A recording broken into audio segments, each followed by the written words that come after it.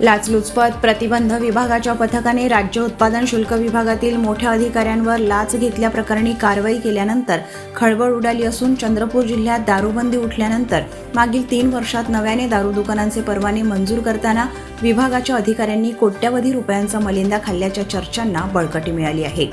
सरकारने 2015 मध्ये चंद्रपूर जिल्ह्यात दारूबंदी लागू केली, मात्र मे 2021 मध्ये ती उठवण्यात आली। दारूबंदी असताना आणि नंतरही या विभागात मोठा आर्थिक गैरव्यवहार झाल्याच्या चर्चा आहेत। दरम्यान दारूबंदी उठल्यानंतर दारू दुकानांच्या संख्येत मोठी वाढ झाली असून आधी 315 असलेले परवाने आता 750 पर्यंत पोहोचले आहेत।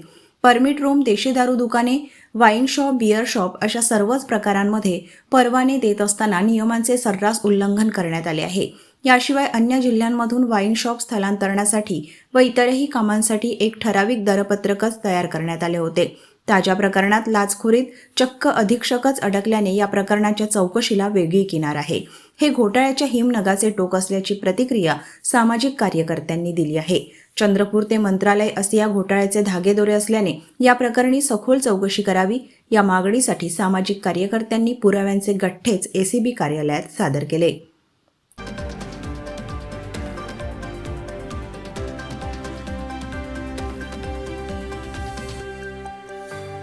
चंद्रपूर जिल्ह्यामध्ये नियम डावलून सरसकट म्हणजे महापूर आल्यासारखा दारूचे दुकानं, देशी दारूचे दुकानं, विदेशी दारूचे दुकानं, वाईन शॉप, बियर शॉपी याचं वाटप सुरू आहे आणि दुसरीकडे ज्यांना मंजुरी दिली त्यांच्याकडून मोठ्या प्रमाणात करोडो रुपयाच्या वसुल्या सुरू आहे। याचे सर्व पुराव्यानिशी आम्ही 1.5-2 वर्षापूर्वी माननीय जिल्हाधिकारी आणि लाचलुचपत प्रतिबंधक विभागाकडे चंद्रपूरला, मुंबईला सर्व ठिकाणी तक्रारी केल्या, कारवाई झाली नव्हती।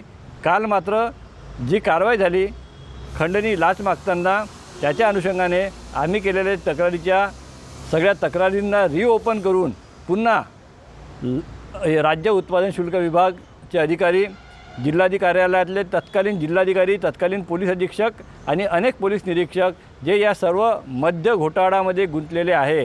हा केवळ चंद्रपूरचा मद्य घोटाळा नाही, चंद्रपूर एक सॅम्पल आहे। राज्य पातळीवर मोठ्या प्रमाणात दिल्लीपेक्षाही 50 पट मोठा असा हा मद्य घोटाळा महाराष्ट्रातला आहे। याची राज्यस्तरावर चौकशी झाली पाहिजे आणि याच्या मंत्र्यासहित, सचिवासहित सगळ्या दोषी लोकांना उत्पादन शुल्क विभागाच्या जेलमध्ये घातलं पाहिजे।